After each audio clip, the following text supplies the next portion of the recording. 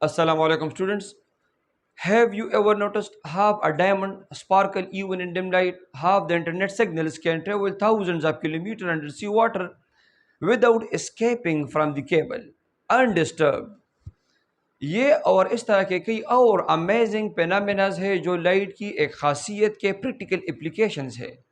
Light can be reflected without a mirror. This is called total internal reflection, जिसको हम total internal reflection कहते हैं. आज के लेक्चर में हम टोटल इंटरनल रिफ्लेक्शन को डिटेल के साथ पढ़ेंगे कि what is total internal reflection and what are the conditions for light to be totally internally reflected.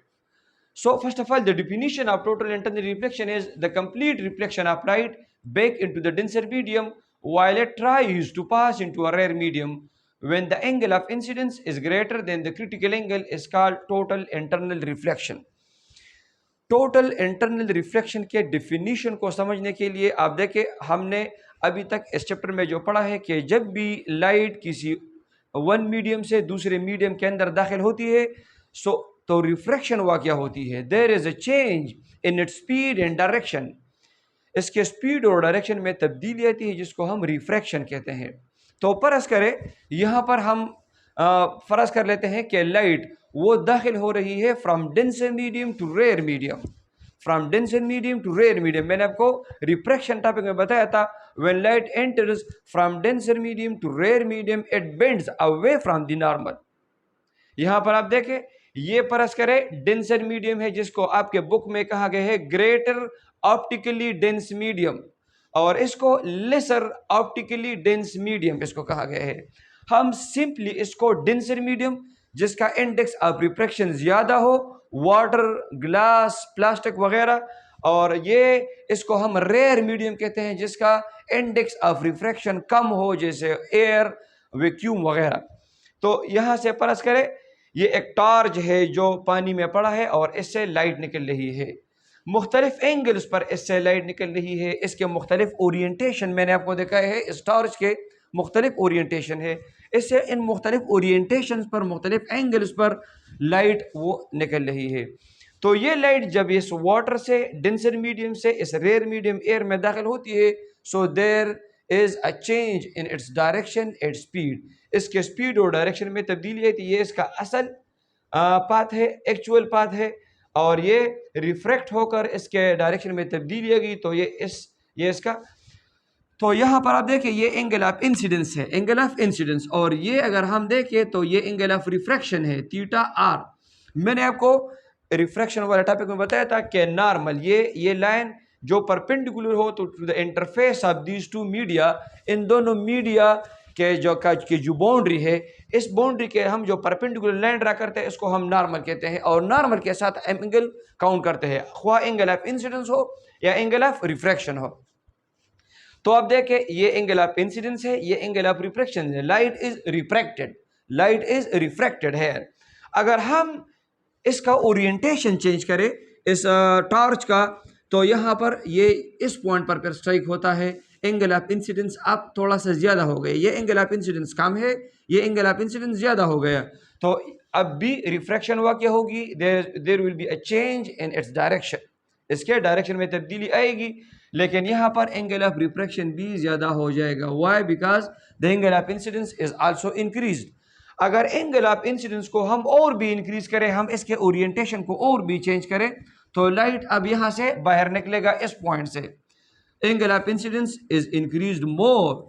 फिर ये एंगल, ये जो रिफ्रैक्टेड रे है, ये इस पॉइंट में, इस डायरेक्शन में, फिर on the boundary, on the interface ये ट्रेवलिंग करेगी. इस हालत में ये एंगल ऑफ रिफ्रैक्शन ये परपेंडिकुलर, ये 90 बन जाएगा. 90 angle of refraction is equal to 90 degree. So this angle of incidence for which the angle of refraction is equal to 90, for which the refracted ray become perpendicular to a normal. This become perpendicular to a normal. This is called critical angle. इसको हम critical angle है कहते हैं. Means this angle of incidence is called critical angle. इसको हम theta c से जाहिर करते हैं. So critical angle, the definition of critical angle आप देखें, the angle of incidence for which angle of refraction is equal to 90 is called critical angle.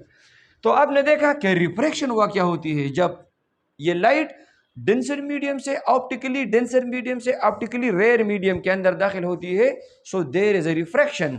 लेकिन एक केस है, अगर हम इस एंगल ऑफ इंसिडेंस को और भी बढ़ाते हैं, एंगल ऑफ इंसिडेंस को हम और भी बढ़ाते हैं क्रिटिकल एंगल से, तो फिर क्या होता है, तो फिर ये रिफ्लेक्ट, ये लाइट जो है ये रिफ्रैक्शन परफॉर्म नहीं करता, बल्कि ये टोटली रिफ्लेक्ट होता है, टोटली बाउंस बैक होता है into the same medium, into the same denser medium, ये उसी मीडियम के अंदर रिफ्लेक्ट हो जाता है। इस अमल को टोटल इंटरनल रिफ्लेक्शन कहते हैं, और इसके लिए शर्त यह है कि angle of incidence critical angle से ज़्यादा होगा। हम इसको इस ओरिएंटेशन पर अब रखेंगे इस टॉर्च को कि angle of incidence critical angle से भी ज़्यादा हो, तो फिर इसको हम टोटल इंटरनल रिफ्लेक्शन कहते हैं। अब डिफिनीशन देखें, the complete reflection of light back into the denser medium while it tries to pass into a rare medium, ये इस डेंसर मीडियम से रेयर मीडियम में पास होने की ये कोशिश कर रहा है ये light. when the angle of incidence is greater than the critical angle, ये तब हुआ क्या होता है जब angle of incidence critical angle से ज्यादा हो, तो इसको हम टोटल इंटरनल रिफ्लेक्शन कहते हैं।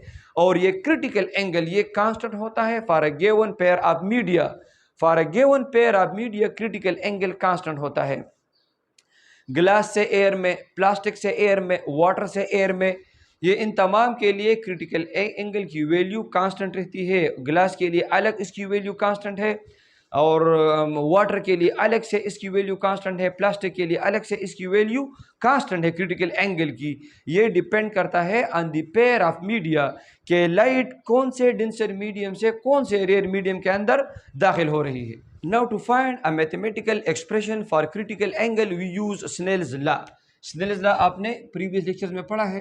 Snell's law, the ratio of sine of angle of incidence to sine of angle of refraction is equal to n2 divided by n1. This is Snell's law, where this is angle of incidence, this is angle of refraction, n2 and n1 they are the refractive indices of the pair of media.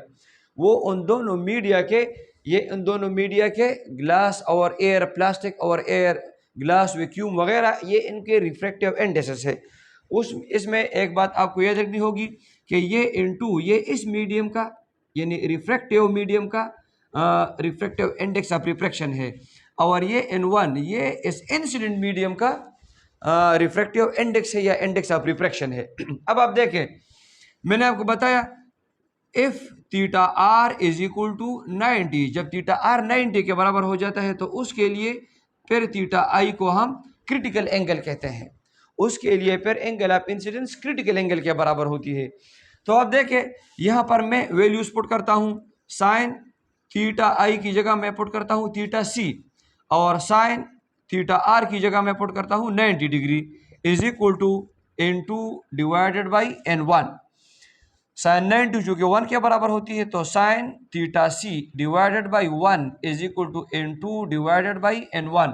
Finally हम लिख सकते हैं sine theta C is equal to n2 divided by n1।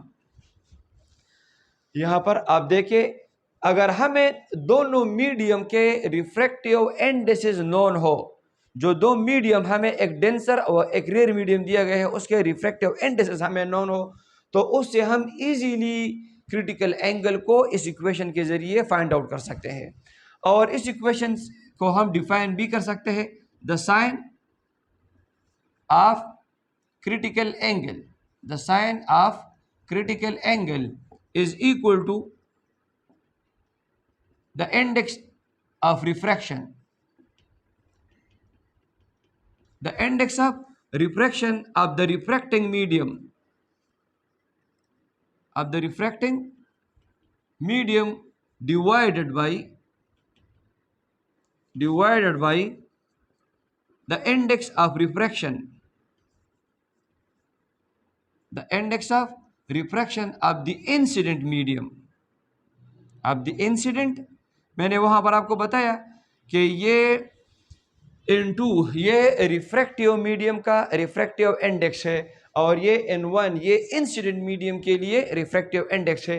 तो इन दोनों का division sign theta सी के बराबर होती है और इस इक्वेशन से हम इजीली थीटा सी की वैल्यू को फाइंड आउट कर सकते हैं। इंशाल्लाह आने वाले लेक्चर में हम इस पर प्रैक्टिस प्रॉब्लम सॉल्व करेंगे और मैं आपको इजीली बताऊंगा कि हम किस तरह से थीटा सी को फाइंड आउट करते हैं। अब इस टॉपिक से हम ये टू कंडीशंस अखज़ करते हैं for total internal reflections. These are the two conditions which are necessary for total internal reflection of light to occur. Number one, the ray of light must enter from a greater optically dense medium to a lesser optically dense medium. मैंने आपको बताया total internal reflection तब ही वाक़या होती है जब ray of light denser medium से rare medium के अंदर दाखिल होती है। जब भी ray of light rare medium से डेंसर मीडियम के अंदर दाखिल हो तब टोटल इंटरनल रिफ्लेक्शन वाक़या नहीं होती। तो उसके लिए ज़रूरी है कि ray of light will enter from denser medium to rare medium. Condition two, the angle of incidence must be greater than the critical angle. Angle of incidence critical angle से ज़्यादा होना चाहिए तब ही टोटल इंटरनल रिफ्लेक्शन वाक़या होगी।